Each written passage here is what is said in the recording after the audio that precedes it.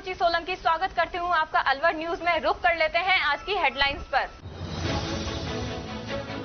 जिले भर में मनाया गया फाग उत्सव, मंदिरों में गुलाल और फूलों से खेली होली।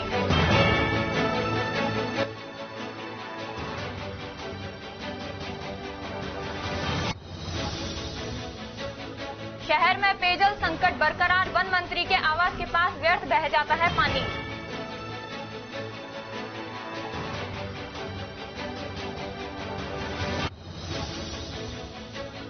बाजारों में मिलने लगी होली की सामग्री, बाजार में राजनीतिक पार्टियों की उपलब्ध है पिचकारियां।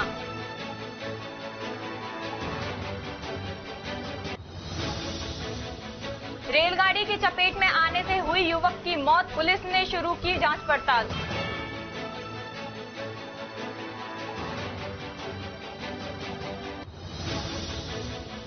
अब खबरें विस्तार से। अलवर जंक्शन से सुबह दिल्ली जाने के लिए अब एकमात्र आश्रम एक्सप्रेस ट्रेन संचालित है, लेकिन इस ट्रेन में रेलवे ने स्लीपर कोच 10 की जगह 6 कर दिए, जिससे यात्रियों को भारी परेशानी हो रही है। जिला व्यापार महासंघ सचिव रवि जुनेजा के अनुसार इंटरसिटी एक्सप्रेस अलवर जिले की लाइफलाइन कही जाती थी।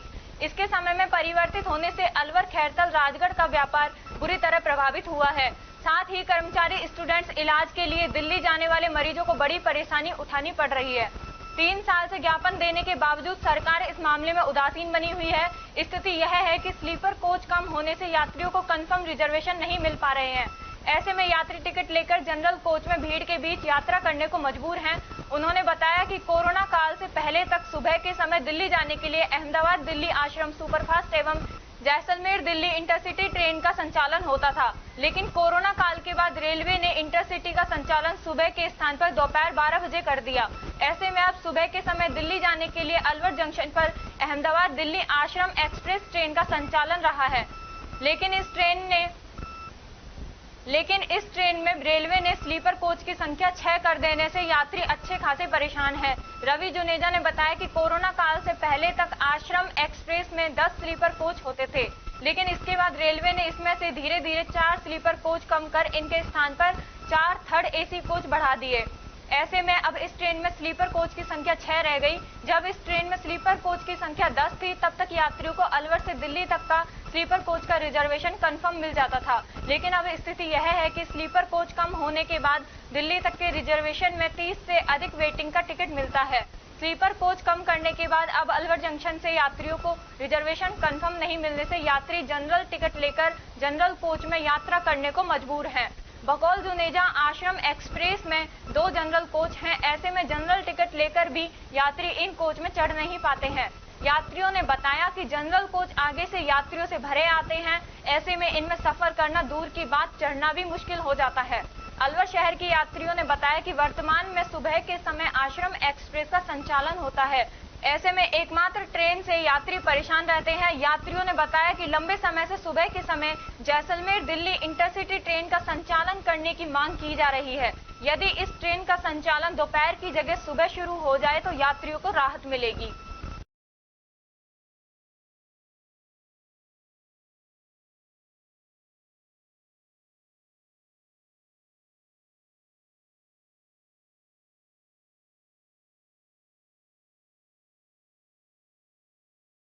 बीएमए के सहयोग से बीएमए हाउस में रीति आई केयर हॉस्पिटल रेवाड़ी द्वारा आई कैंप लगाया गया। बीएमए अध्यक्ष चौधरी जसवीर सिंह राणा, सचिव जी एल स्वामी द्वारा डॉक्टर टीम को गुलदस्ता देकर स्वागत किया व कैंप का शुभारंभ किया गया। कैंप में 124 लोगों की जांच की गई। कैंप में डॉक्टर विवेक अग्निहोत्री, डॉक्टर शुभम के द्वारा सेवाएं दी गई। चेकअप फ्री किया गया तथा दवाइयां व चश्मा में 10% का डिस्काउंट दिया गया।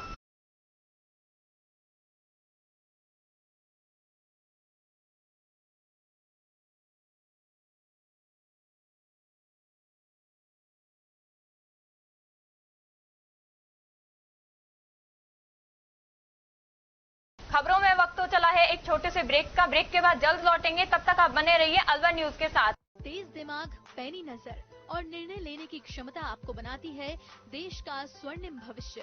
नरेंद्र तिवारी आईएएस एकेडमी, जो कि है सभी प्रतियोगी परीक्षाओं के लिए सर्वश्रेष्ठ संस्था, जहां का उन्नत माहौल और सही मार्गदर्शन आपको आरएएस, आईएएस, शिक्षक, REET, SSC, railway, Delhi police, Rajasthan police, SI, patwari, STC और बीएड जैसी प्रतियोगी परीक्षाओं में सफलता का रास्ता दिखाएगा।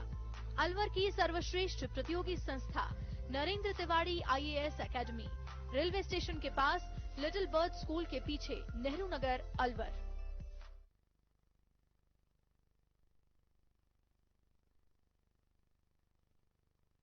ब्रेक के बाद आपका स्वागत है। बढ़ते हैं अगली खबर की ओर। राजगढ़ कस्बे के मालाखेड़ा बाजार में स्थित प्राचीन भगवान सत्यनारायण मंदिर पर फागोत्सव परंपरागत हर्षोल्लास के साथ मनाया गया। इस अवसर पर महिलाओं ने होली के गीतों पर खूब नृत्य करते हुए गुलाल और गुलाब के फूलों से होली खेली। वहीं दूसरी ओर भगवान सत्यनारायण भगवान का फूलों से आकर्षक श्रृंगार किया गया। इस अवसर पर राजेश्वरी शर्मा, सीता जोशी, शकुंतला गुप्ता, गीता सहित सैकड़ों महिलाओं के अलावा बालिकाएं मौजूद रहीं।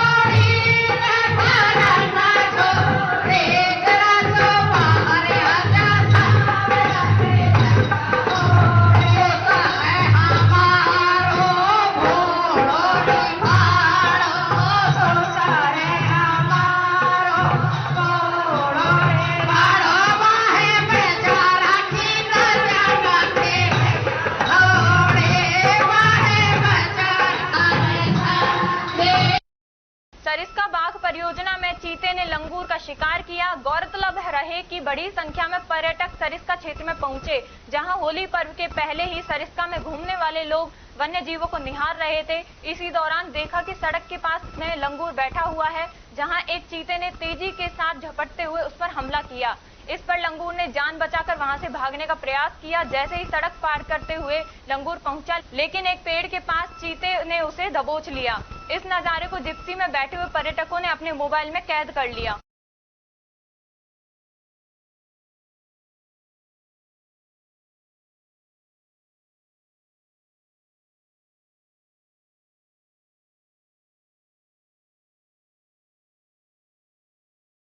अलवर जिले के मालाखेड़ा कस्बे में बाबा खाटू श्याम जी के मंदिर पर निशान चढ़ाया। भक्तों ने बताया कि फागुन शुक्ल एकादशी अवसर पर हनुमान मंदिर से श्रद्धालुओं के द्वारा निशान लेकर नाचते गाते हुए मुख्य मार्गों से गुजरते हुए रेलवे फाटक स्थित श्याम मंदिर पहुंचकर निशान को चढ़ाया। श्रद्धालुओं के द्वारा डीजे की धुन पर नृत्य के साथ साथ होली भी खेली गई। चारों तरफ भक्ति में माहौल देखा गया। श्रद्धालु राजाराम चौधरी ने बताया कि फागुन शुक्ल एकादशी को बाबा का निशान लेकर श्रद्धालु श्याम मंदिर पहुंचे, जहां पर निशान को चढ़ाया गया। इस मौके पर श्रद्धालु राजेश, दौलत, पूर्ण, करण, अमन, अंकित, सुरेश सहित सैकड़ों की संख्या में महिला, पुरुष, बच्चे श्रद्धालु मौजूद रहे।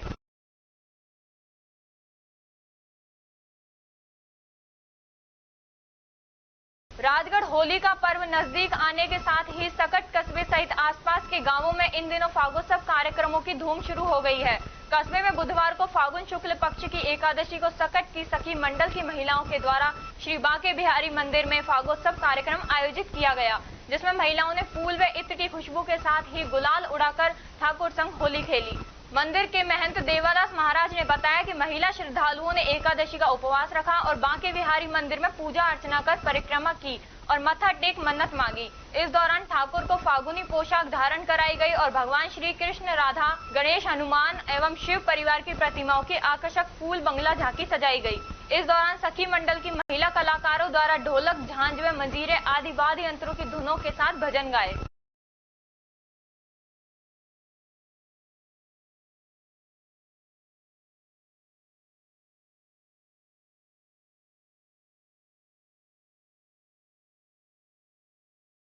नगर निगम अलवर में अधिकारियों की मिलीभगत के चलते शहर में अवैध निर्माण धड़ल्ले से चल रहे हैं। जनता की समझ से यह बाहर है कि आखिर नगर निगम अवैध निर्माण को लेकर क्यों खामोश है, जबकि हाल में शहर में एक बहुत बड़ा हादसा हो चुका है। क्या नगर निगम के अधिकारी और हादसा होने का इंतजार कर रहे हैं?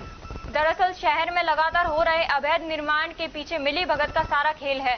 दरअसल ध्रुवा सत्य ने एनडी मोटर्स प्राइवेट लिमिटेड निवासी near modern Hyundai Barfkhana station road Alwar ने नगर निगम से भूखंड संख्या 1 क्षेत्रफल 1491.07 वर्ग मीटर के लिए कॉमर्शियल भवन निर्माण की स्वीकृति ली। निर्माण स्वीकृति मिलने के बाद उस स्वीकृति के तहत निर्माण नहीं किया जा रहा है, जिसकी फर्म को स्वीकृति दी गई। अग्रसेन सर्किल के निकट भवन निर्माण में सेटबैक नहीं छोड़ा गया है और निगम के अन्य नियमों की भी धज्जियां उड़ाई जा रही हैं। असल में यह खेल अधिकारियों का निर्माण स्थल का समय समय निरीक्षण नहीं करने के कारण बिल्डर अपनी मनमानी करते हुए कुछ समय में अवैध निर्माण कर दिया जाता है। अधिकारी बेशक निर्माण की स्वीकृति देकर अपना बचाव कर लेते हैं, लेकिन अधिकारियों की मिलीभगत के कारण ही अवैध बिल्डिंग बनकर तैयार हो जाती है। बहरहाल नगर निगम अलवर की अनदेखी के चलते अलवर शहर में अवैध निर्माण धड़ल्ले से जारी है, जिससे आसपास के मकानों को खतरा पैदा हो गया है और हादसे से इनकार भी नहीं किया जा सकता है। कुछ समय पूर्व भी अलवर शहर में बेसमेंट की खुदाई के दौरान बगल का मकान गिर गया था। गनीमत यह रही कि उस समय घर में परिवार का कोई सदस्य मौजूद नहीं था।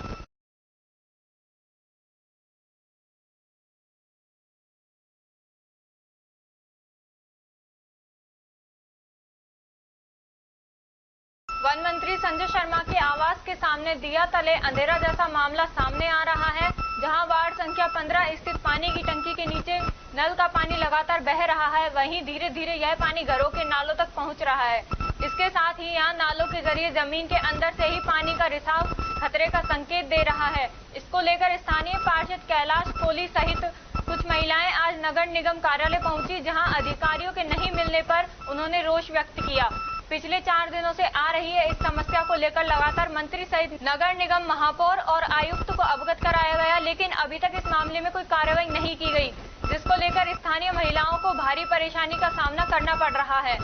देखो, हमारे गीतांजलि खदाना मोहल्ला गीतांजलि हॉस्पिटल, जो गीतांजलि हॉस्पिटल तो नहीं है, असद हॉस्पिटल है, एडवांस हॉस्पिटल है, सारा सोनोग्राफी है, आदि घनी तमाम है व्यवसायिक गतिविधियां है वहाँ पर। क्योंकि वहां पर एक नाला है, बड़ा नाला, जिसको बोलते हैं खदाना मोहल्ले का नाला। वो नाला क्या है, आज से 10 साल पहले करीब खन्ना जी के कार्यकाल में उस नाले को कवर करवा दिया गया, कुछ डॉक्टरों को लाभ देने के लिए। जो अनुचित था, नाला कभी कवर नहीं होता है।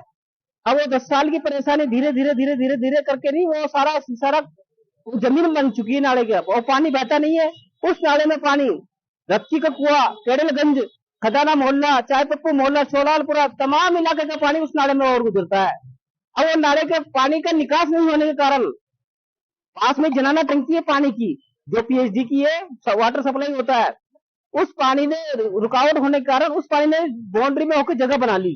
वो जगह बना के नहीं, पानी सारा के सारा वो टंकी के आसपास सारा बाल वगैरह है, टंकी की नींव वगैरह सारा उस पर भर गया, पूरा ताल वृक्ष बन गया वो। और कभी भी वो टंकी तहस नहस हो सकती है, बैठ सकती है, कुछ बड़ा हादसा हो सकता है। तो हमारा प्रशासन से अनुरोध है, नगर निगम से अनुरोध है कि उस नाले को ओपन रखा जाए और उस नाले का पूरा पटाव, जहाँ पटाव हो रहे हैं नगर परिषद में करवाए, उस सारे को कवर को हटाया जाए और ओपन रखा जाए उसको। ये नाला की हमारे पानी है ना गंदा आ रहे बहुत, हमको 5 महीना हो गया और खान तो हम दूसरा का सिला में पानी हम कपा से पानी ले रहे हैं, जो पी रहे हैं हम।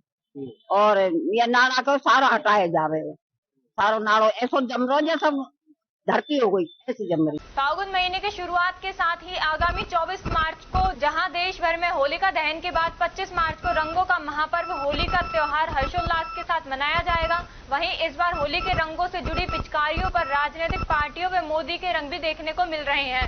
होली की तैयारी के तहत रंगों व पिचकारियों से जुड़ी दुकानों पर 20 से लेकर 2000 रुपए तक की आकर्षक पिचकारियां भी मिल रही हैं। साथ ही होलिका दहन के वक्त काम आने वाली पूजन सामग्रियां भी बाजारों में अभी से बिकती नजर आ रही हैं। सारे रंग, तरह तरह के रंग हैं, रंग पिचकारियां हैं, अच्छे मन से लाए हैं दिल्ली से, सारे अलवर के मार्केट के हिसाब से। कल जो हिसाब से मार्केट लगाया, कल का बाजार अच्छा चला था। तो क्या विशेष रहेगा, क्या कोई मैजिक रंग भी आए हैं, काफी कलर क्या है, इलेक्ट्रॉनिक, बहुत मैजिक आइटम काफी है, इलेक्ट्रिक आइटम। अब ये वाले आइटम आएगा मैजिक वाला जी, ये चार्जिंग सिस्टम है, सेल से भी चलता है और डाटा केबल से भी ऑन होगा। और इसमें लाइटिंग गन है, और ये काफी गने वगैरह सारी लगी हुई हैं, बीन पिचकारी है, तलवार पिचकारी है, हथौड़ा पिचकारी है, और ये हर तरह के पैटर्न्स हैं इसमें। इसमें रनिंग है 80 रुपए से स्टार्ट है, ले लो चाहे 500 2000 तक की पिचकारियां हैं हमारे पास। ये काफी रंग मुकुटे हैं, बाल वाले हैं, वैसे वाले हैं, ये 30 रुपए से स्टार्ट है और 100 रुपए 150 रुपए अच्छा, तक लोगों में रुझान है इस बात का कि रेट जो इतनी 2000 तक पहुंच रही है, तो लोग इंटरेस्टेड है लेने में। लेने वाला ले रहा है। उपखंड मुख्यालय कठुमर में स्वीप कार्यक्रम के तहत मतदाता जागरूकता के लिए रैली निकाली गई। रैली को स्वीप प्रभारी एवं विकास अधिकारी शशिवाला ने हरी झंडी दिखाकर रवाना किया। मतदाता पंजीयन एवं जागरूकता तथा मतदान प्रतिशत में वृद्धि करने के उद्देश्य से स्वीप संबंधी गतिविधियां आयोजित की जा रही हैं। सारे काम छोड़ दो, सबसे पहले वोट दो के नारे महिलाओं द्वारा लगाए गए। कार्यक्रम में राजीविका महिला स्वयं सहायता समूह की महिलाओं ने बढ़ चढ़कर भागीदारी निभाई। इस मौके पर विकास अधिकारी योगेश टाक, स्वीप सह प्रभारी विष्णु बंसल, कैलाश जाटव, महेश शर्मा, कृष्णकांत शर्मा, रेमांशु शर्मा सहित महिला स्वयं सहायता समूह के सदस्य मौजूद रहे।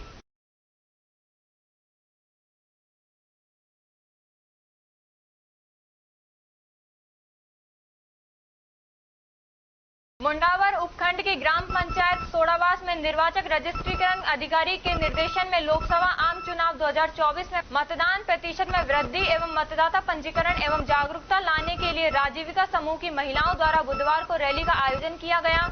ग्राम विकास अधिकारी नवनीत सिंह ने बताया कि मतदाता पंजीयन एवं जागरूकता तथा मतदान प्रतिशत में वृद्धि करने के उद्देश्य से स्वीप संबंधी गतिविधियां आयोजित की जा रही हैं, जिसमें सारे काम छोड़ दो, सबसे पहले वोट दो के नारे महिलाओं द्वारा लगाए गए। रैली में राजीविका महिला स्वयं सहायता समूह की महिलाओं ने बढ़ चढ़कर भागीदारी निभाई। इस मौके पर सहायक विकास अधिकारी देशराज यादव, सहायक स्वीप कोऑर्डिनेटर नीरज यादव, ग्राम विकास अधिकारी नवनीत सिंह, सोडावास सरपंच सीमा सरजीत चौधरी, कनिष्ठ सहायक तारा मीणा, कनिष्ठ सहायक जीतमल एवं पिंकी वर्मा सहित राजीविका की महिलाएं उपस्थित रहीं।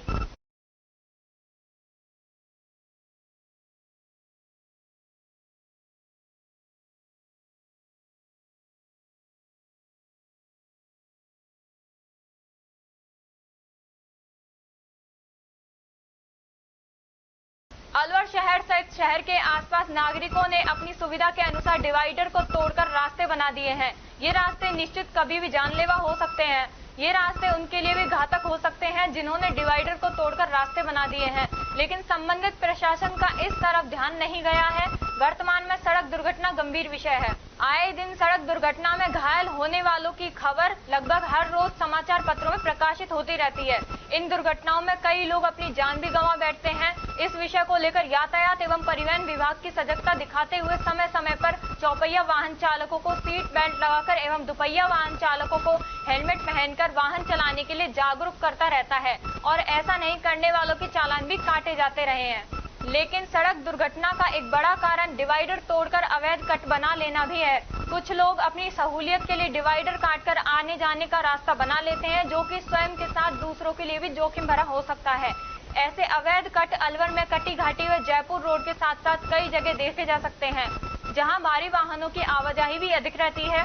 इन रास्तों से प्रशासनिक अधिकारी व जनप्रतिनिधि भी गुजरते हैं, पर किसी का भी ध्यान इस समस्या की ओर नहीं जाता है। यातायात एवं परिवहन विभाग का स्लोगन है, दुर्घटना से देर भली। कहीं ऐसा ना हो कि इस समस्या को लेकर की गई देरी से किसी को कहीं अपनी जान ना गंवानी पड़े।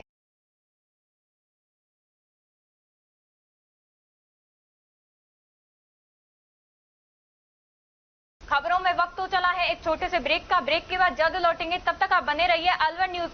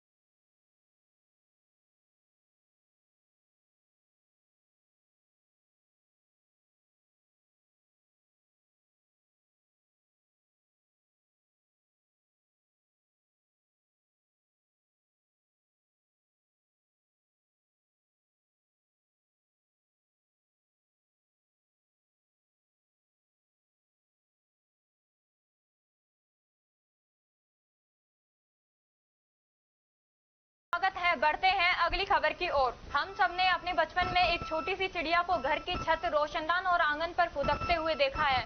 वह चंचल सी चिड़िया गौरैया अब कम ही नजर आती है। वर्तमान समय में ऊंची ऊंची इमारतों और बढ़ते शहरीकरण ने उसका घरौंदा छीन लिया है। इसके संरक्षण के लिए विश्व भर में आज का दिन 20 मार्च विश्व गौरैया दिवस के रूप में मनाया जाता है।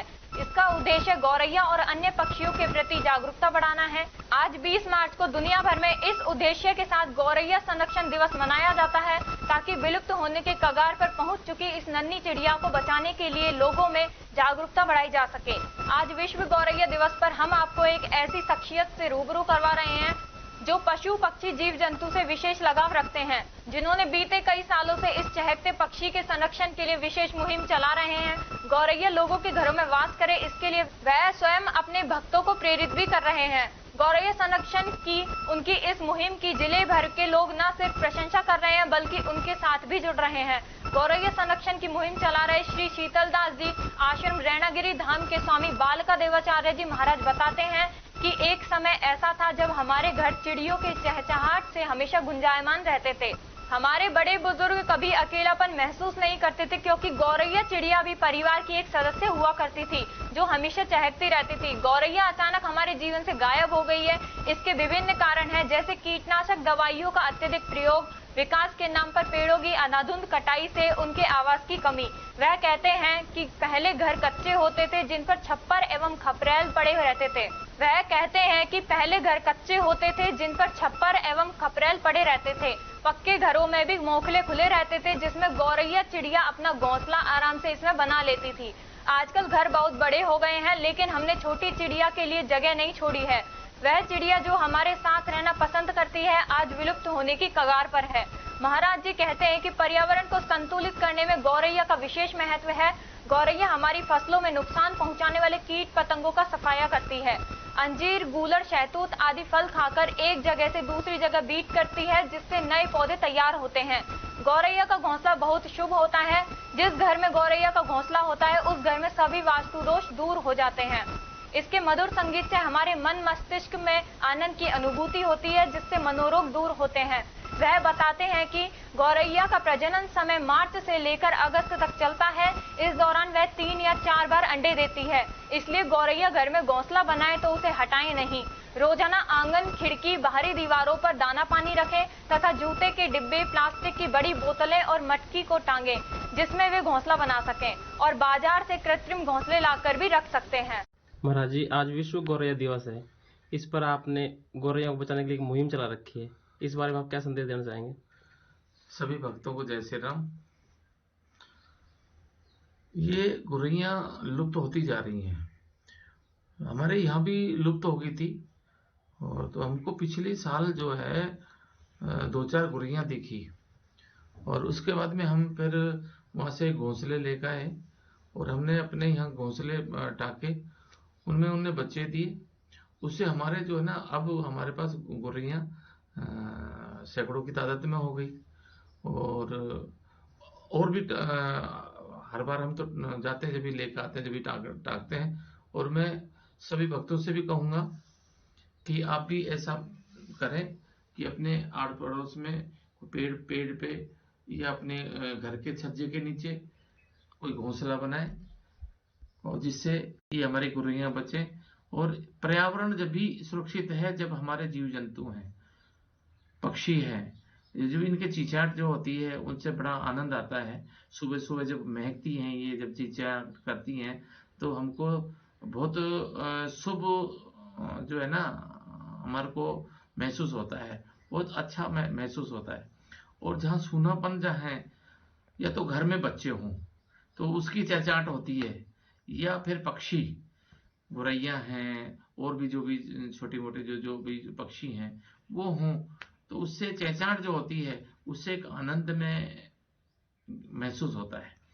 तो मैं ये सभी भक्तों से कहूँगा कि अपने आस पड़ोस में, अपने छज्जे के नीचे, क्यों आजकल कच्चे मकान तो रहे नहीं, छान के मकान तो है नहीं, तो इसलिए अपने छज्जे के नीचे और पेड़ों में ये टाके। और आगे गर्मी आने वाली है तो इनकी पानी की थोड़ी व्यवस्था कर दी जाए।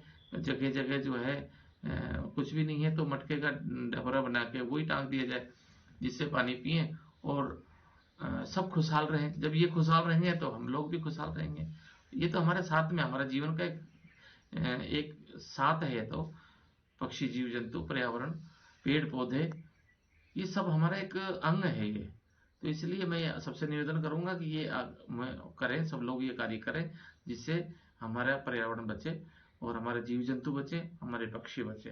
जय श्री राम। नगर निगम अलवर की ओर से फायर ऑफिसर अमित कुमार मीना के नेतृत्व में मंगलवार को MIA स्थित उद्योग निर्मल इंडस्ट्रीज में कर्मचारियों और श्रमिकों को आग से बचाव के तरीकों के बारे में प्रशिक्षण दिया गया। इस प्रशिक्षण में सहायक अग्निशमन अधिकारी जगदीश तक्षक ने भी भाग लिया। इसमें 125 कर्मचारियों को बताया गया कि आग से बचाव का सबसे सुरक्षित तरीका सावधानी रखना है, जिससे आग की नौबत ही नहीं आए। आग ईंधन और ऑक्सीजन का एक त्रिकोण है। आग लगने के बाद इस त्रिकोण की एक भी भुजा को हटा दिया जाए तो आग बुझ सकती है। इस प्रशिक्षण में आग बुझाने के यंत्रों के बारे में सभी को जानकारी दी गई।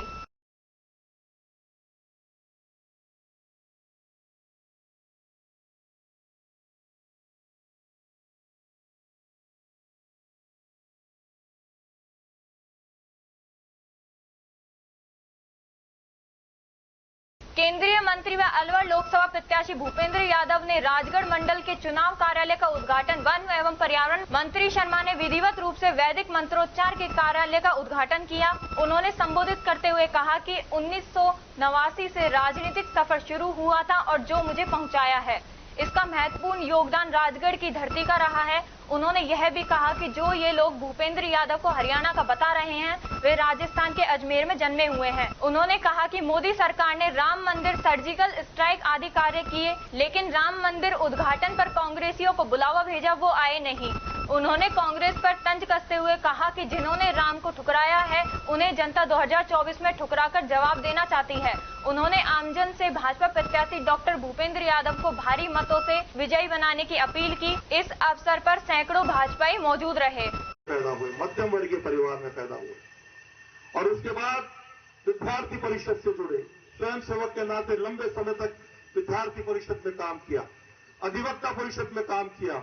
अलवर हो, भरतपुर हो, जयपुर हो, अजमेर हो, एक विद्यार्थी परिषद के कार्यकर्ता के नाते आपकी कर्म भूमि रही और धीरे धीरे भरते चले गए।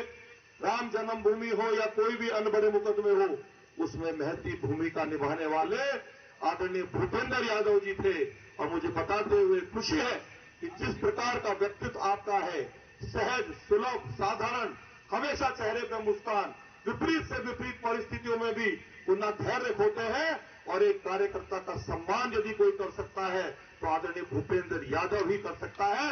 इस मंच के माध्यम से पूरे विश्वास के साथ मैं आपसे कह सकता हूं, आने वाले समय में जिस प्रकार की परिकल्पना अलवर शहर सहित अलवर की लोकसभा की 8 विधानसभाओं की जो हमारे मन में है, जो हमारे जहन में है, वो विकास के कार्य होंगे।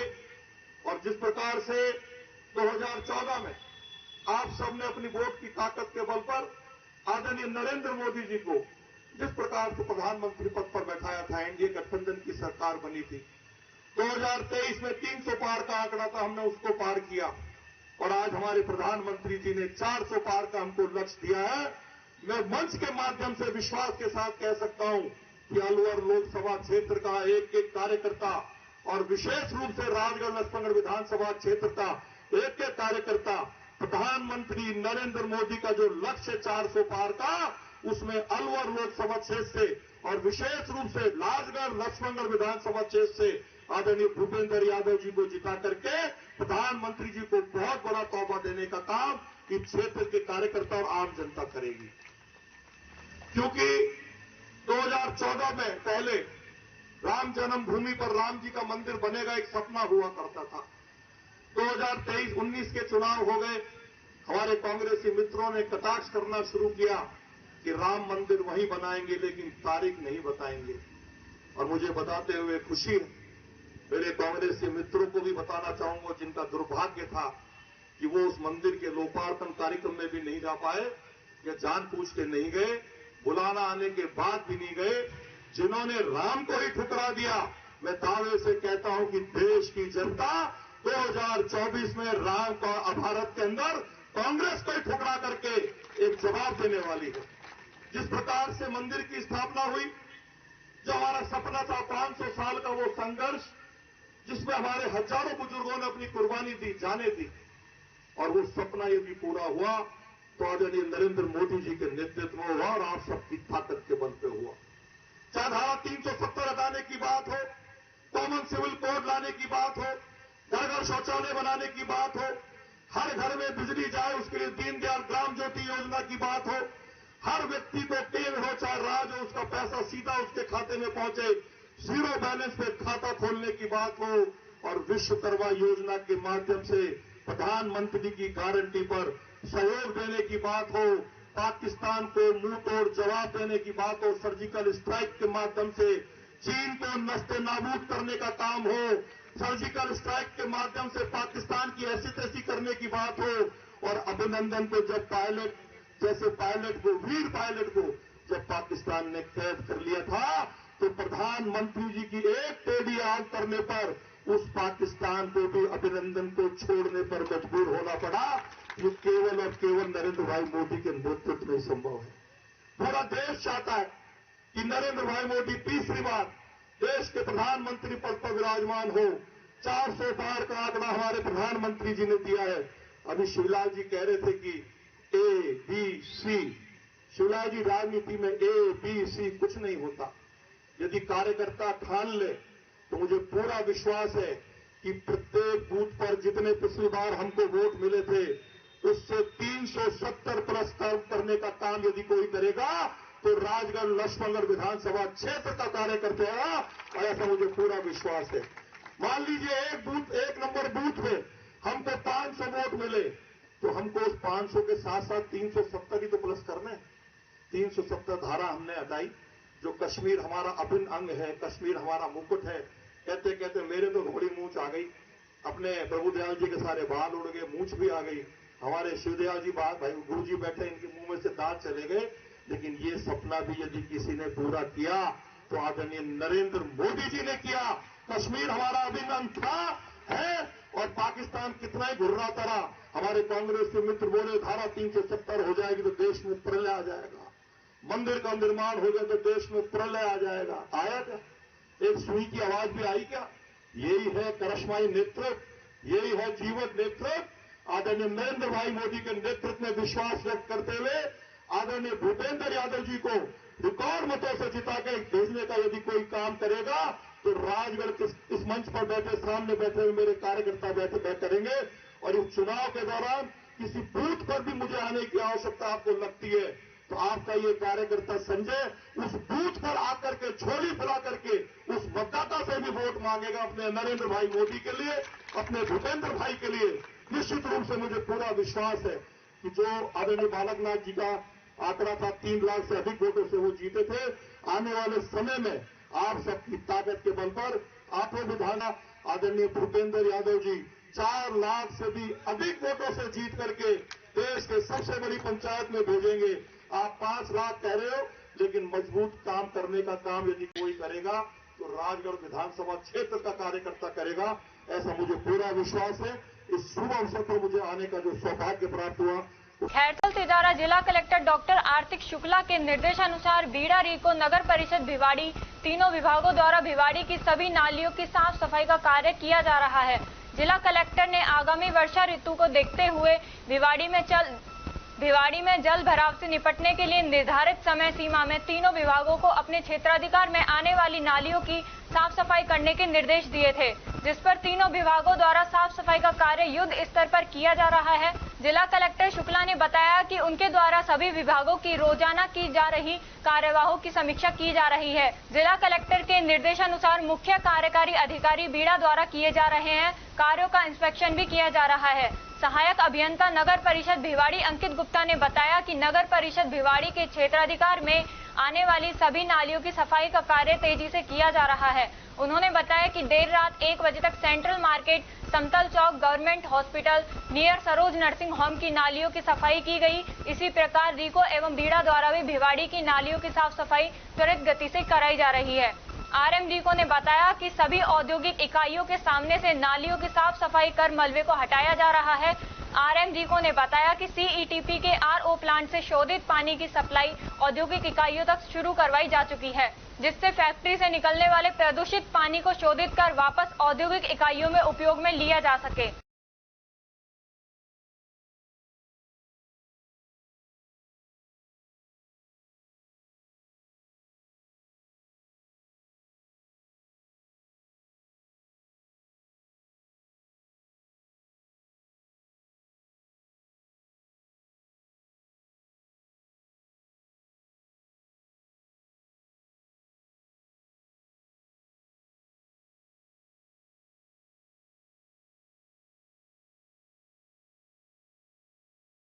गोविंदगढ़ कस्बे स्थित खेड़ापति हनुमान मंदिर में मंगलवार को फाग महोत्सव मनाया गया, जिसमें महिला श्रद्धालुओं ने फाग गीत गाए और फूल गुलाल की होली खेली।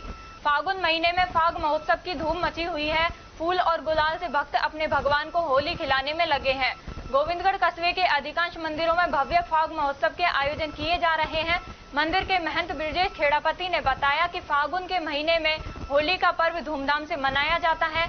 ऐसा माना जाता है कि फाग महीने में कृष्ण ने राधा व गोपियों के साथ में होली खेलकर रासलीला की थी और फाग महोत्सव मनाया था। तभी से परंपरा चली आ रही है। इस दौरान मंदिर के महंत ब्रजेश खेड़ापति ने ठाकुर जी के चरणों में गुलाल और फूल चढ़ाकर भोग लगाया।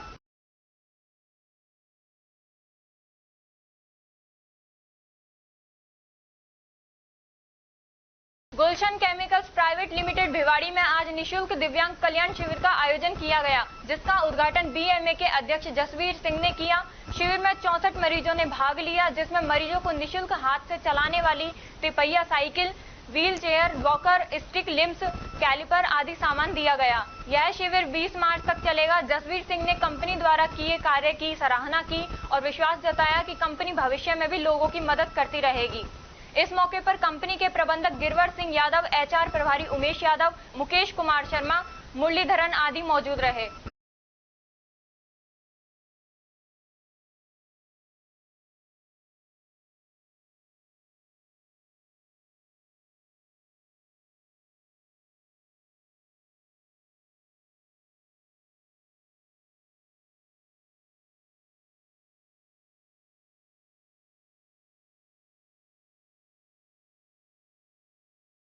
राजकीय उच्च बालिका विद्यालय तिजारा में छात्राओं को साइबर क्राइम से बचने की जानकारी दी गई। प्रधानाचार्य मीरा मुखीजा ने बताया कि एक्सिस बैंक की विजिटिंग के दौरान साइबर क्राइम फैलने और उनसे बचने की जानकारी दी। छात्राओं ने इस जानकारी को गहनता से ग्रहण किया। भ्रमण पूनम मैडम के नेतृत्व में कराया गया।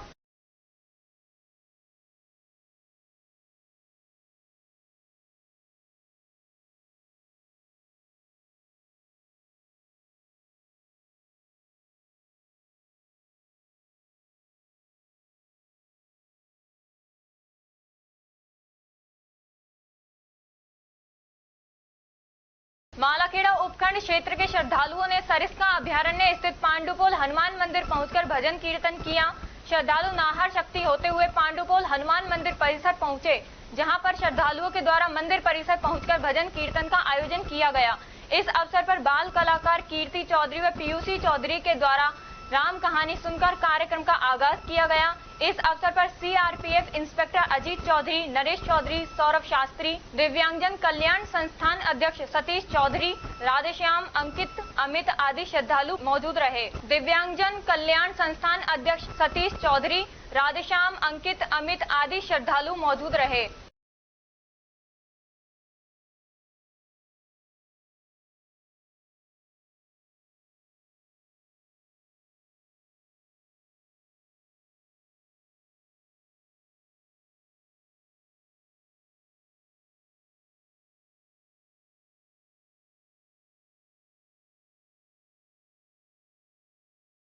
अलवर में 19 अप्रैल को लोकसभा चुनाव है, उसके लिए जिला प्रशासन की तरफ से तैयारी शुरू कर दी गई है।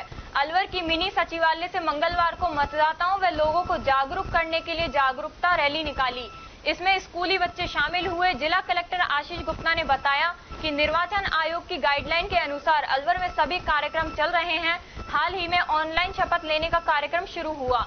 इसमें 26,000 से ज्यादा लोग अभी तक ऑनलाइन रजिस्ट्रेशन कर चुके हैं। वोटिंग को लेकर लोगों में उत्साह है, तो मतदान प्रक्रिया के दौरान किसी भी तरह की कोई गड़बड़ी ना हो, इसके लिए प्रशासन की तरफ से पूरी सावधानी बरती जाएगी।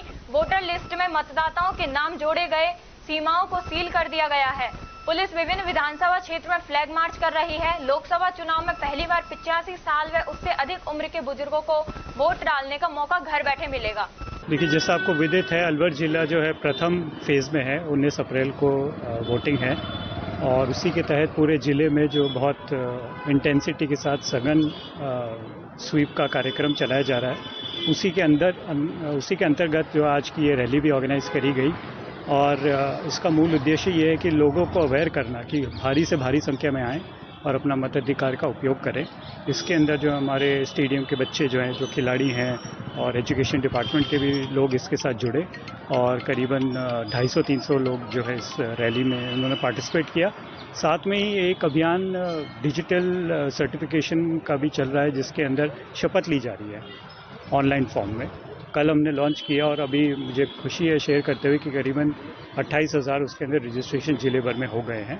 तो सारी एक्टिविटीज़ का मूल उद्देश्य यही है कि लोग 19 तारीख को भारी संख्या में आएँ और अपना जो है मताधिकार का उपयोग बिना किसी भय से करें।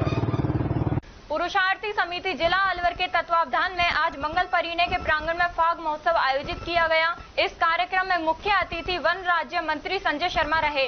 कार्यक्रम में शिव शक्ति ग्रुप द्वारा रंगारंग प्रस्तुति लठमार होली, राधा कृष्ण फूलों की होली, रिम भवाई मयूर नृत्य की प्रस्तुति दी गई। ज्ञानदेव आहूजा, पूर्व उप जिला प्रमुख रमन गुलाटी, जले सिंह, दीवान चंद सेतिया, हरमीत मेहंदीरत्ता, अशोक आहूजा, राकेश अरोड़ा, देवेंद्र छावड़ा, जिला व्यापार महासंघ अध्यक्ष रमेश जुनेजा, सुदीप कालरा, लोकेश विरामनी, भीमसेन कालरा, पूर्व सभापति अशोक खन्ना, राजेश मधक्कर मौजूद रहे। कार्यक्रम संयोजक महेश खत्री, तिलक चावला, हरगोविंद मेहंदीरत्ता, कैलाश अरोड़ा, संदीप कालरा रहे। मंच संचालन संजय दर्गन द्वारा किया गया। खबरों में बस इतना ही। तब तक आप बने रहिए अलवर न्यूज के साथ।